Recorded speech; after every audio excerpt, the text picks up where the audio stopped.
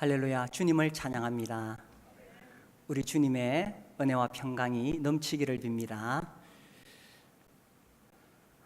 데프리카의 날씨답게 폭염이 이어지고 있습니다.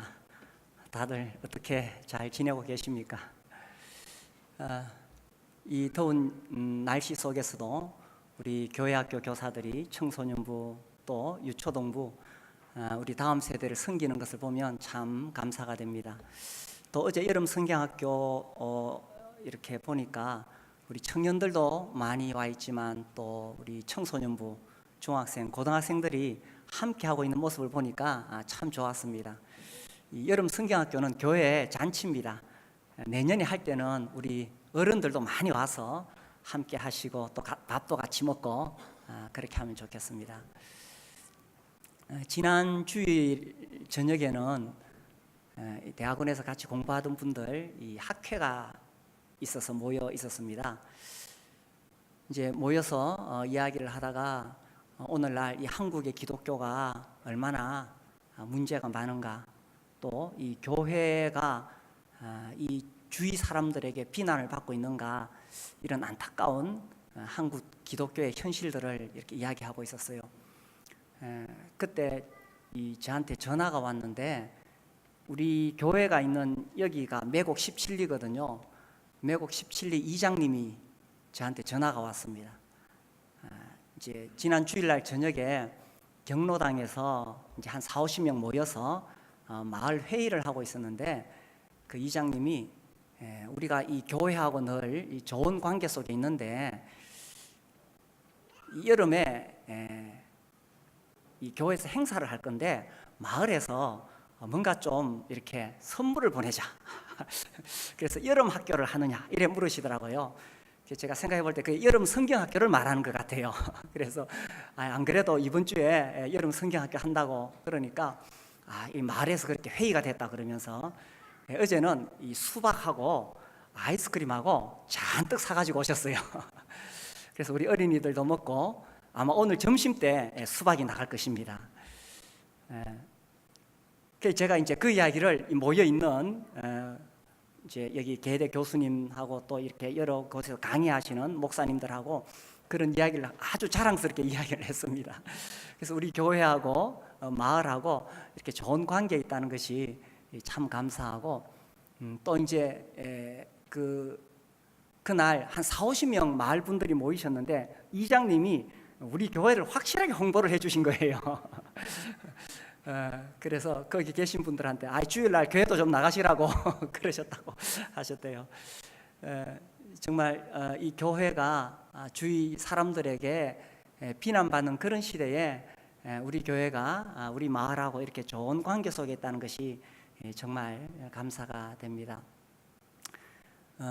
지난주부터 우리 교회에서 이 창조과학 심화과정을 시작했습니다. 제가 이 교재를 쭉 살펴보다 보니까 오늘 제가 주보에도 실었죠. 그 이정훈 교수님이 이런 글을 올렸어요. 우리는 텅 빈 교회당에서 예배를 드리고 있을 세대에 불과 한 세대 건너에 살고 있다. 이거 굉장히 참 충격적이면서 또 우리가 부인할 수 없는 사실이지요. 우리 세대 또 그 다음 세대까지는 모르지만 그 다음 세대에 가면 한국에서 이 기독교가 사람들에게서 더 멀어지게 된다는 것입니다. 그래서 우리는 텅 빈 교회당에서 예배를 드리고 있을 세대에 불과 한 세대 건너 살고 있다. 이제 그 이유가 진화론이라든지 다원주의, 동성애, 이슬람, 이런 반성경적인 물결이 밀물처럼 사실 우리에게 쏟아져 오고 있는 그런 시대입니다. 이런 시대에 정말 우리 교회는 어떻게 될 것이냐, 우리 자녀들은 어떻게 될 것이냐 하는 거죠. 그런 생각 속에 제가 이 민수기 23장 23절 말씀을 읽으면서 제 마음에 큰 힘이 되었습니다. 오늘 읽은 본문이지요. 야곱을 해할 점술이었고 이스라엘을 해할 복술이었도다. 이 이스라엘 성경에 나오는 무선 2번입니다. 이 성경에 나오는 이스라엘 민족의 이야기는 또한 우리들의 이야기입니다. 하나님께서 이스라엘 백성들을 어떻게 다루셨는가 하는 것을 통해서 하나님께서 또한 우리의 삶을 어떻게 인도하시는가 하는 것을 볼 수가 있지요. 이제 이 배경이 이스라엘 민족이 애굽에서 나와서 이 가나안 땅에 이제 들어가게 되죠. 이제 가나안 땅에 들어가게 될 때에 그 이스라엘 민족을 가로막는 여러 나라들이 있었습니다. 그런데 하나님의 능력으로 이스라엘 민족이 계속 전쟁에서 승리합니다. 특히 이 아모리 사람들을 완전히 이 전쟁에서 패배시키죠. 그렇게 되니까 그 요단강 이쪽에 동편에 있던 모압 왕이 큰 위협을 느끼게 되었어요. 야, 이러다가 우리나라도 망하겠다. 근데 이제 전쟁을 해서 이길 수는 없겠다. 그래서 이 모압 왕 발락이, 그 모압 왕의 이름이 발락입니다. 이 발락이 이렇게 하려고 했어요. 발람이라는 선지자를 불렀습니다. 이름이 비슷하지요. 발람은 선지자입니다. 물론 하나님의 그런 선지자는 아니죠. 거짓 술사입니다. 그래서 이 발람이라는 선지자를 불러다가 그 이스라엘 민족을 향해서 좀 저주를 퍼부으라 그랬어요. 그러면은 그들이 저주를 받아서 이스라엘 민족이 망하게 되지 않겠느냐.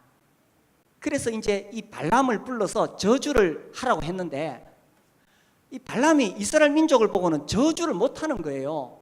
왜냐하면 하나님께서 발람에게 어떤 메시지를 주셨냐면 저주가 아니라 오히려 이스라엘 민족을 축복하는 메시지를 주셨는 거죠.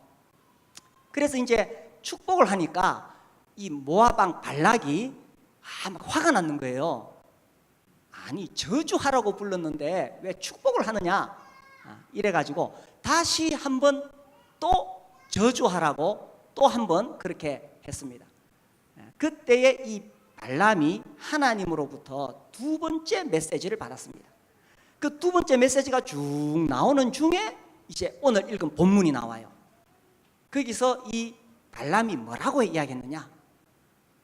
야곱을 해할 점술이 없고 이스라엘을 해할 복술이 없도다.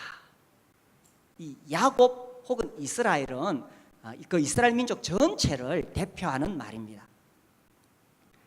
그래서 하나님의 백성을 향해서 아무도 저주할 수 없다라는 것입니다. 아멘이십니까? 우리가 예수님의 이름으로 이렇게 하나님의 백성, 하나님의 자녀들이 되었는데 어떤 사람도 어떤 술사도 하나님의 백성들을 저주할 수가 없다는 것입니다. 우리가 살아가면서 현실에서 수많은 문제에 부딪히게 됩니다.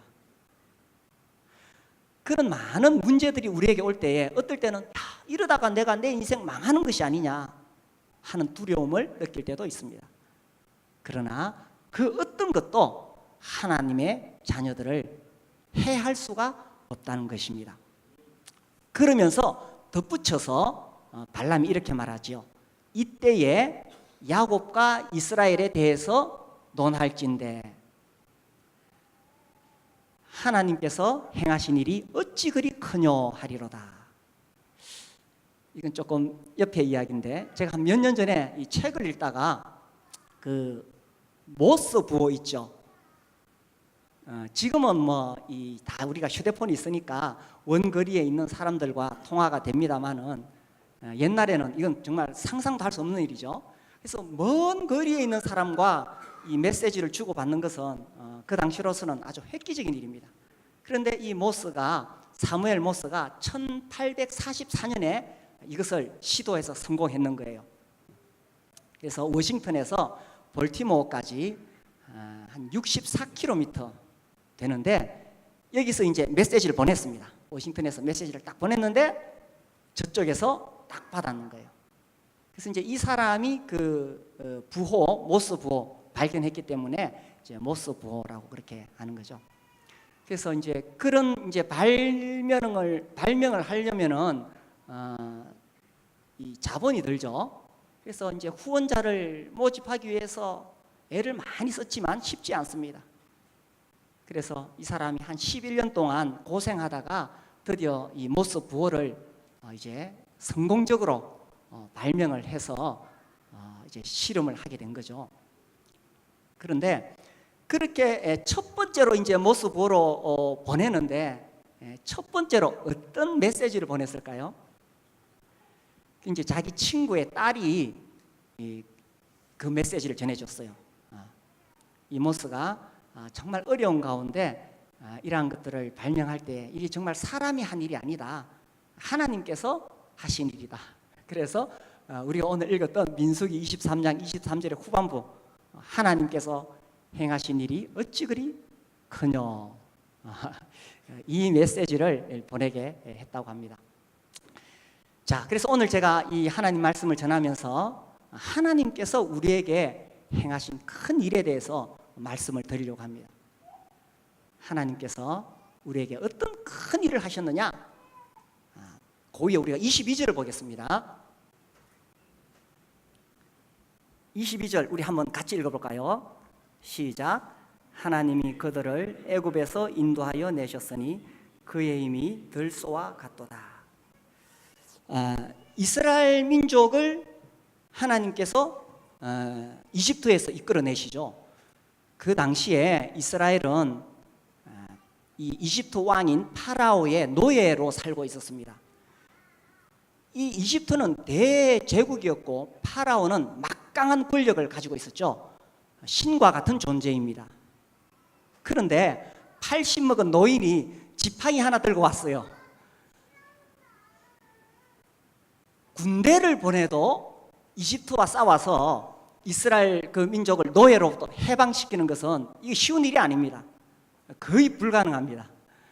그런데 80 먹은 노인이 자기 형하고 오면서 지팡이 하나 짚고 와가지고는 그 파라오의 권력으로부터 이 이스라엘 민족을 노예를 해방시킨 것입니다.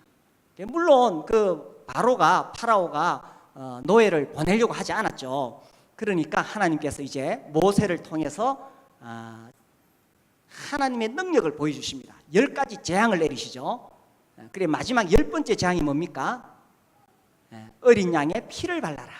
그래서 이 진문에다가 어린 양의 피를 바르고, 피를 바른 그 집은 하나님께서 심판하지 않지만 그 어린 양의 피를 바르지 않은 집은 하나님께서 친히 가셔서 그 장자를 다 죽였습니다. 심지어 이 바로의 아들까지 죽었는 거예요. 그제서 이 바로가 정신이 번쩍 들고 하나님을 향한 두려움을 가지게 되었습니다. 그래서 이제 이스라엘 민족을 노예로부터 내보내게 되죠. 지금 그 이야기를 하고 있는 거예요. 하나님께서 그 이스라엘 민족을 이집트에서 이끌어내신 것이 얼마나 놀라운 일이냐 하는 것입니다. 근데 사실은 그것보다 더 놀라운 일을 하나님께서 우리에게 행하셨다는 것입니다. 하나님이 이스라엘 민족은 그 어린 양의 피로써 그들을 인도해 내셨지만 오늘날 우리는 누구의 피로 우리를 구원해 내셨습니까? 우리가 사탄의 노예가 되어 살고 있었습니다. 우리는 죄인으로 태어났고 죄 가운데 살다가 수고하고 무거운 짐을 지고 그렇게 살다가 죽으면 지옥 가는 인생들이었습니다. 그런데 하나님께서 독생자 그 아들 예수 그리스도를 이 땅에 보내신 거죠. 그래서 하나님의 아들 예수께서 우리의 모든 죄를 짊어지시고 보라 세상 죄를 지고 가는 하나님의 어린 양이로다. 그래서 우리의 모든 죄를 짊어지시고 그분이 십자가에서 피 흘려 죽으신 것입니다. 그래서 그 십자가의 피, 하나님의 아들의 피로 하나님께서 우리를 구원해 내신 것이죠. 그리고 그 하나님 아들은 사흘 후에 다시 살아나셔서 그분이 하나님 아들이심을 사람들에게 공개적으로 또 보여주신 거죠. 그래서 하나님께서 이스라엘 민족을 생각할 때 그들에게 베푸신 가장 큰 일이 뭐냐? 그들을 애굽에서 이끌어내셨다는 것입니다. 그래서 하나님께서 행하신 그 큰 일에 대해서 발람이 노래하고 있는 거예요. 그런데 사실은 그것과는 비교도 안 되는 더 놀라운 큰 일을 우리에게 행하셨는데, 그것은 우리를 사탄의 손에서 건져내시기 위해서 하나님의 아들이 죽었다는 사실입니다. 그래서 이제 우리가 죄에서 구원받아 하나님 자녀가 되었고 천국에 갈 수 있게 되었다는 사실입니다. 근데 제 마음속에 안타까운 것이 있어요. 이 크고 놀라운 구원을 나는 과연 얼마나 깨닫고 있는가 하는 것이고, 이 크고 놀라운 일을 행하셨는데 오늘 이 시간에 제가 이제 이 메시지를 전하려고 하는 거예요. 그런데 내가 어떻게 이 크고 놀라운 일을 전할 수가 있을까? 그리고 안타까운 것은 오늘날 현대 그리스도인들이 하나님께서 이렇게 큰 일을 행하셨는데 그 일을 잊어버리고 살아간다는 거예요. 뿐만 아니라 가벼이 여긴다는 것입니다. 어떻게 생각하냐면 심지어 예수님 믿고 자기가 뭔가 자기 인생에서 손해본다고 생각하는 사람들이 있어요. 이 더운 여름날 그죠? 다 피서가는데, 아니면 집에서 에어컨 켜놓고 들어 누워서 TV 볼 수 있는데 내가 예수 믿기 때문에 이 주일날 교회 나와야 된다. 그리고 교회 오니까 내가 또 뭔가 이 교회에서 뭔가 일을 해야 된다. 시간이 뺏기고 재물이 뺏기고 뭔가 손해보는 듯한 느낌을 가진 적은 없습니까? 왜 그러냐면 하나님께서 이렇게 큰 일을 해주셨는데도 이것이 얼마나 위대한 일인지 우리가 잊어버리니까 또 자기중심적인 삶으로 돌아가기 때문에 그런 거예요. 그래서 우리가 이렇게 잊어버릴 줄 알고 예수님께서 제자들에게 신신당부하셨는 거예요. 예수님이 잡히시기 전날 밤에 제자들 모아놓고 떡을 주시면서 잔을 주시면서 이것이 내 몸이다. 이것이 너희와 새 언약을 맺기 위해서 주는 나의 피다. 살과 피를 가지고 이야기한다는 것은 정말 진지한 자리가 아닙니까? 예수님이 생명을 걸어놓고 제자들에게 지금 말씀하고 계신 거예요. 그래서 이것을 행할 때마다 나를 기념해라. 그래서 우리가 정말 예수님이 나를 위해서 얼마나 놀라운 일을 행하셨는가를 잊지 않으려고 매주일 이렇게 모여서 떡과 잔을 대하는 것입니다. 어쩌면 이 더운 여름날에 좀 지루해질 수도 있고, 아니 왜 매주마다 똑같은 일을 하느냐 생각할지 모르겠지만 우리 너무 자주 잊어버려요. 하나님이 나를 위해서 자기의 가장 소중한 아들을 주셨어요. 하나님의 아들 예수님은 자기의 가장 소중한 생명을 주셨어요. 그런데 왜 우리는 자꾸 잊어버리는 거죠? 그래서 우리가 주일마다 모여서 떡을 떼고 잔을 나누는 것입니다. 그리고 이 하나님이 나에게 베푸신 그 구원이 너무나 귀하다는 걸 알기 때문에 그래서 우리가 주님을 섬기는 거죠. 우리가 이 더운 여름 속에서도 우리 목자와 목녀로 섬기시는 분들이 매주일 목장을 엽니다. 어떤 목장은 돌아가면서 하기도 하지만 어떤 목장은 그 집에서 매주 그렇게 합니다. 그러니 세상 사람이 보면 얼마나 어리석어 보입니까? 또 적당히 예수 믿고 천국 가는 사람들, 적당히 예수 믿고 구원받았다고 하는 사람들이 볼 때에 얼마나 어리석은 일입니까? 그런데 왜 매주마다 이 더운 여름날에 그렇게 하려고 할까요? 주님으로부터 받은 구원이 너무나 크기 때문에 이렇게 하다 보면 언젠가 예수 안 믿는 사람을 여기다가 초청할 것이고 그 사람에게 내가 받은 구원을 전해줄 수 있기 때문에 그렇게 하는 거죠. 하나님께서 이스라엘 민족에게 그렇게 큰 구원을 베푸셨기 때문에 이스라엘을 해할 점술이 없다는 것입니다. 야곱을 해할 그런 복술이 없다는 것입니다. 이와 마찬가지로 하나님께서 우리를 얼마나 큰 대가를 치르시고 구원을 하셨겠어요? 이렇게 우리를 구원하셨으니 또한 우리를 해할 점술이 없다는 것입니다. 또한 우리를 해할 복술이 없다는 것입니다. 우리는 우리 자신을 가벼이 여겨서는 안 되는 거예요. 하나님께서 자기 아들의 생명을 주시고 사셨기 때문에 우리가 살아가면서 수많은 문제에 부딪히지만 하나님은 또한 그 문제를 이길 수 있는 믿음을 주시고 그 환난 가운데 우리를 보호해 주신다는 사실입니다. 자, 하나님께서 행하신 큰 일이라고 할 때에 우리를 구원하셨을 뿐만 아니라 또 어떻게 하시느냐? 그 위에 우리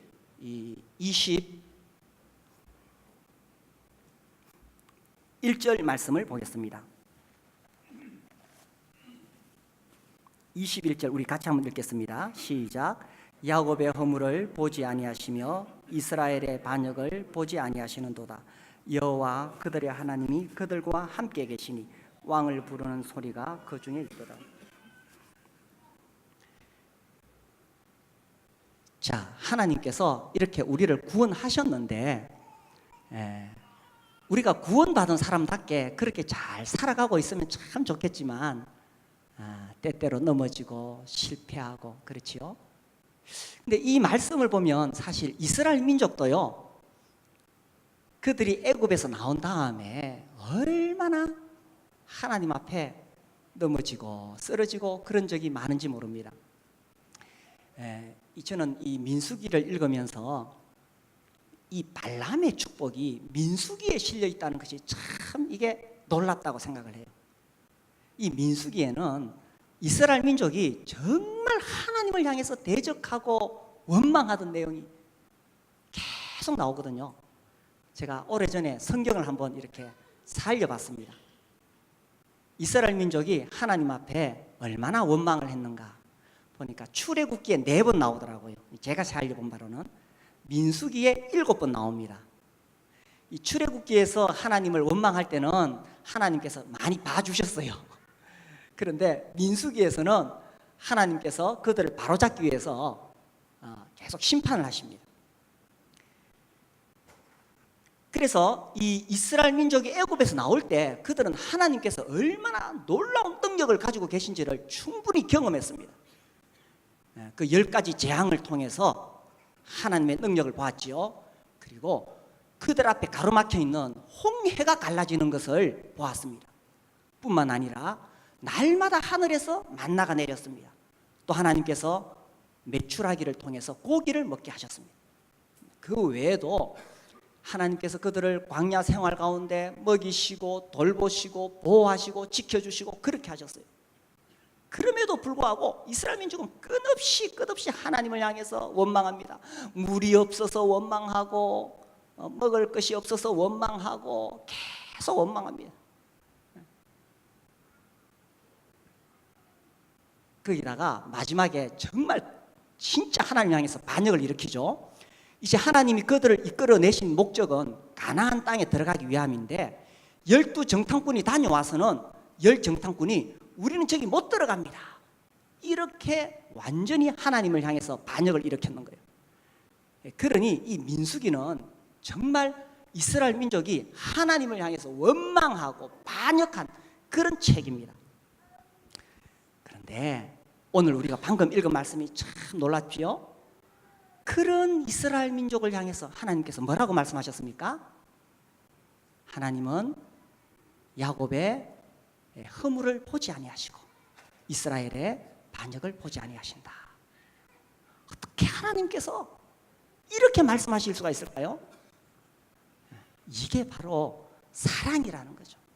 하나님은 자기 백성을 너무나 사랑하시기 때문에 그들이 물론 잘못할 때 때로는 매를 들어서 징계하시기도 하시지만 그들을 생각하면 그들의 허물이 보이지 않는 거예요. 잘못이 보이지 않는 거예요.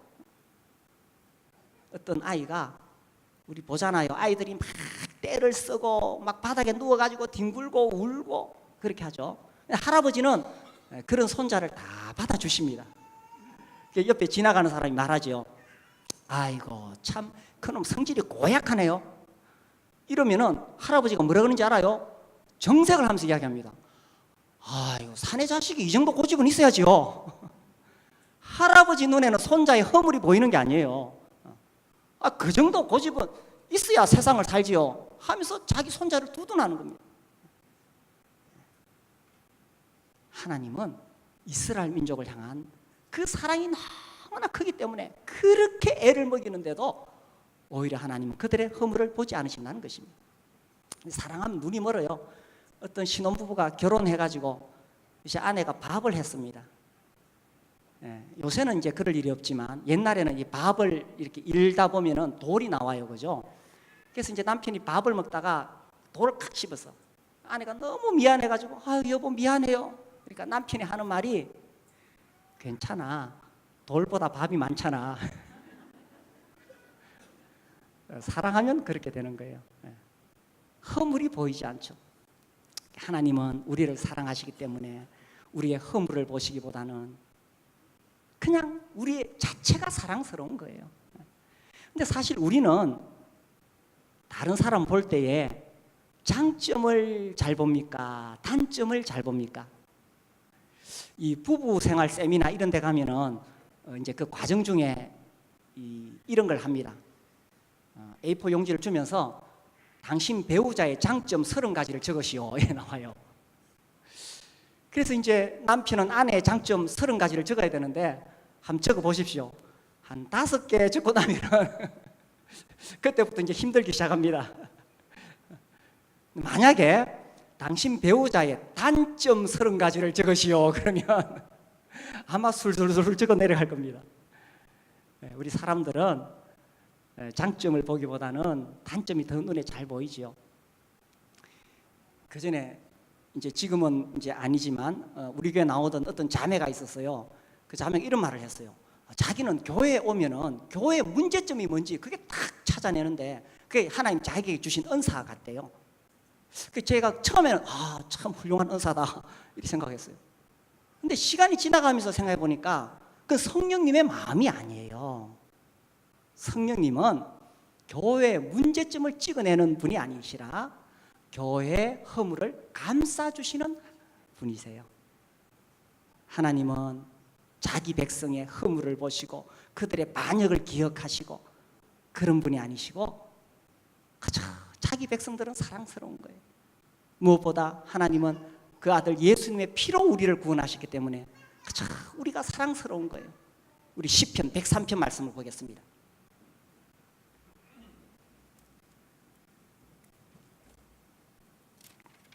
시편 103편 8절 우리 같이 읽겠습니다. 8절 시작. 여호와는 긍휼이 많으시고 은혜로우시며 노하기를 더디하시고 인자하심이 풍부하시도다. 참 마음에 위로가 되고 감사가 되는 귀한 하나님 말씀이죠. 우리 하나님은 그분 본성이 이렇다는 거예요. 그분 성품 자체가 이렇다는 거예요. 긍휼이 많으시고 하나님은 우리를 보실 때 불쌍히 여기신다는 이야기입니다. 은혜로우시며 하나님은 우리에게 값없이 베푸시는 분이시죠. 노하기를 더디하시고 우리가 잘못할 때마다 하나님이 노하신다면 우리가 살아있을 수가 없겠죠. 그리고 인자하심이 풍부하시도다. 하나님의 본성 자체가 그러하다는 것입니다. 9절 자주 경책하지 아니하시며 노를 영원히 품지 아니하시리로다. 우리는 다른 사람의 잘못을 끝까지 기억하려고 하는데 하나님은 우리를 향해서 그 노를 영원히 품지 아니하시도다. 10절 보세요. 우리의 죄를 따라 우리를 처벌하지는 아니하시며 우리의 죄악을 따라 우리에게 그대로 갚지는 아니하셨으니. 그렇죠. 우리가 잘못할 때마다 우리의 허물을 보실 때마다 그때마다 하나님이 심판하신다면 우리 누가 여기에 남아있을 수가 있겠습니까? 11절 이는 하늘이 땅에서 높음같이 그를 경외하는 자에게 그의 인자하심이 크심이로다. 그래서 제가 여기서 해답을 발견했습니다. 하나님, 나는 정말 부족한 것이 많습니다. 나는 허물이 많습니다. 그렇지만 하나님, 내가 정말 중심에서부터 하나님을 경외하면서 살게요. 왜냐하면 하늘이 땅에서 높음같이 그를 경외하는 자에게 그의 인자하심이 크심이로다. 우리가 완벽한 사람은 될 수 없지만 우리 중심에 하나님을 두려워하고 하나님을 사랑하고 하나님을 경외한다면 하나님께서 인자하심으로 우리를 대우해 주신다는 사실입니다. 12절 동이 서에서 먼 것 같이 우리의 죄가를 우리에게서 멀리 옮기셨으며. 이것은 십자가를 통해서 우리에게 이루어진 사실이지요. 예수 십자가를 통해서 우리의 모든 죄악이 동에서 동이 서에서 먼 것 같이 우리의 죄가를 완전히 옮겨 놓으셨기 때문에 하나님이 우리의 죄를 다 용서해 주신 것입니다. 13절, 아버지가 자식을 긍휼히 여김같이 여호와께서는 자기를 경외하는 자를 긍휼히 여기시나니. 자식을 키우는 아버지 마음에 그 어린 자식, 잘못할 때도 있고 실수할 때도 있고 허물이 보일 때도 많이 있지만 아버지 마음에 그 자식이 얼마나 불쌍해 보이고 안 됐어 보입니까? 하나님도 아버지가 자식을 긍휼히 여김같이 우리가 하나님을 경외할 때에 우리를 긍휼히 여기신다는 사실입니다. 14절, 이는 그가 우리의 체질을 아시며 우리가 단지 먼지뿐임을 기억하심이로다. 하나님이 사람을 뭘로 만드셨어요? 흙으로 만드셨죠. 그래서 우리의 체질이 흙먼지에 불과하다는 사실을 하나님 잘 알고 계십니다. 그래서 하나님 우리 인간을 보실 때 그래 내가 안다. 네가 연약해서 그런 거야. 네가 부족해서 그렇게 넘어진 거야. 내가 다 안다 하시면서 하나님은 우리의 허물을 보시고 그때마다 징계하시고 심판하시는 하나님이 아니시라. 우리의 잘못한 것, 부족한 것, 단점들 보실 때 불쌍히 여기시고 감싸주시는 하나님이시라는 사실입니다. 우리가 살아오면서 숨기고 싶은 흑역사들이 많이 있죠. 우리 젊은 사람들이 흑역사라는 표현을 합니다. 정말 내 인생에 지우고 싶은 거, 부끄러운 거. 근데 하나님은 그거 다 아시잖아요. 우리는 내가 잘못하고 넘어지니까 너무 죄송하고 부끄럽고 미안해서 그 자리에서 못 일어설 때가 있습니다. 너무 부끄러워서 내가 이래가지고 교회 나갈 수 있나? 내가 이래가지고 예배 드릴 수 있나? 내가 이래가지고 하나님 일을 한다고 할 수 있겠나? 그런 부끄러운 과거가 참 많이 있습니다. 그래도 하나님은 우리의 체질을 아시기 때문에 우리를 불쌍히 여기시고 붙잡아 주시고 괜찮아. 일어나서 다시 한번 해봐. 너 처음부터 그렇게 연약한 자인 줄 내가 다 알고 있어. 베드로가 예수님 3번 부인했을 때에 베드로는 다시는 예수님 볼 낯이 없었습니다. 어떻게 인간이라면 얼굴을 들고 예수님을 만날 수가 있겠어요? 그런데 예수님이 직접 베드로에게 찾아오시는 것입니다. 그리고 베드로에게 물으시죠. 베드로야, 네가 나를 사랑하느냐? 그 질문을 받았을 때 베드로의 마음이 얼마나 아팠을까요? 자기가 비록 3번 예수님 부인했지만 예수님 사랑하는 마음은 변치 않잖아요. 그래서 주님이 아십니다. 차마 내가 예수님을 사랑합니다. 이렇게 대답은 못하고 주님이 아십니다. 주님이 내 어린 양을 먹이라. 우리의 과거 속에 잘못하고 넘어지고 부끄러운 거 많이 있을 수 있습니다. 그러나 하나님은 우리가 그 잘못한 것 때문에 주저앉아 있는 것이 아니라 우리를 불쌍히 여기시는 그 하나님을 의지해서 다시 일어나서 하나님의 일을 계속하기를 바라신다는 것입니다. 그래서 하나님께서 우리를 이렇게 구원하시고 이렇게 불쌍히 여기시니 우리를 향해서 하나님께서 행하신 일이 얼마나 크냐 하는 것입니다. 그런데 하나님께서 우리를 이렇게 구원하시고 우리를 불쌍히 여기시는데 혹 중간에 하나님 마음이 변하면 어떻게 될까요? 그럼 참 큰일 나겠죠. 그래서 하나님께서 발람을 통해서 또 말씀하신 것입니다. 그 위에 한번 볼까요? 민수기 23장 19절 말씀 보시면 하나님은 사람이 아니시니 거짓말을 하지 않으시고 인생이 아니시니 후회가 없으시도다. 어찌 그 말씀하신 바를 행하지 않으시며 하신 말씀을 실행하지 않으시랴. 하나님은 사람이 아니시니 거짓말을 하지 않으신다. 이 말은 무슨 말이냐 하면 우리 사람들은 거짓말을 한다는 이야기죠. 의도적으로 거짓말을 하기도 하고 말해놓고 지키지 못해서 거짓말이 되기도 합니다. 그리고 우리는 후회도 합니다. 심지어 그죠? 결혼하고 나서도 후회를 하기도 합니다. 그게 우리 인생의 연약함이라는 거예요. 그리고 이 거짓말은 참 우리가 연약해서 어쩔 수 없이 말을 해놓고 지키지 않을 수도 있다는 것입니다. 사실 사람을 믿을 수는 없는 거예요. 사람은 언제든지 변할 수가 있으니까. 그러나 우리 하나님은 그 성품 자체가 변함이 없으신 분이십니다. 이 발락이, 모압 왕이 발람에게 한 번 더 부탁을 했는 거예요. 지난번에 네가 저주하지 않고 축복했는데 한 번 더 해봐라. 혹시나 하나님이 마음이 변해서 저주하실지 않아. 그때 이 발람이 하나님으로부터 받은 말씀이 이것입니다. 하나님은 절대로 거짓말하지 않으신다. 하나님은 한 번 말씀하시면 반드시 지키신다. 그래서 우리가 하나님을 믿는다는 것이 무엇입니까? 그분이 변하지 않기 때문에 우리가 믿을 수가 있는 거예요. 우리가 하나님 말씀을 붙잡을 수 있는 이유가 무엇입니까? 하나님은 말씀하시면 그 말씀을 반드시 이루시기 때문에, 그래서 우리가 하나님 말씀을 붙잡고 살아가는 거예요. 사람은 변합니다.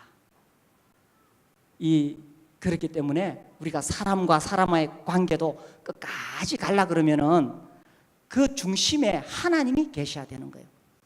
우리 우정 변치 말자, 우리 우정 변치 말자, 그렇게 말해놓고는 세월 흘러서는 그래 말한 사람이 먼저 변합니다.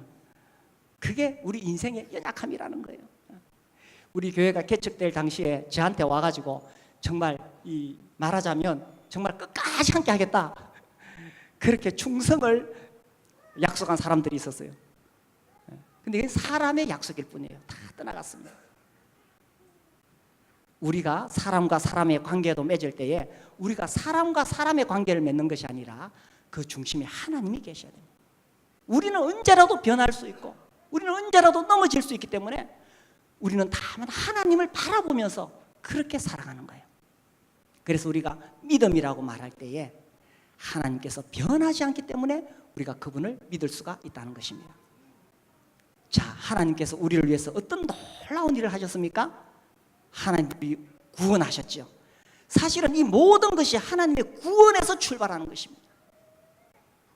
하나님이 우리를 어떻게 구원하셨느냐, 이것보다 더 큰 일은 없습니다. 그래서 우리를 구원하신 다음에 우리는 얼마나 구원받은 다음에도 실수가 많고 허물이 많고 죄를 짓고 넘어지고 그렇게 합니까? 그럼에도 하나님은 여전히 우리를 사랑하시고 변치 않는 사랑으로 우리를 품어주시고, 그렇게 하시다가 하나님 마음이 변하면 어떻게 되겠어요? 큰일 나겠죠. 근데 하나님께서 변하지 않으시고 그 약속, 내가 너와 영원히 함께 하겠다고 하신 그 약속을 끝까지 지키시겠다는 것입니다. 그래서 이스라엘 민족이 이스라엘이여 너는 행복자로다, 신명기 이 끝에 보면은 그런 하나님 말씀이 나옵니다.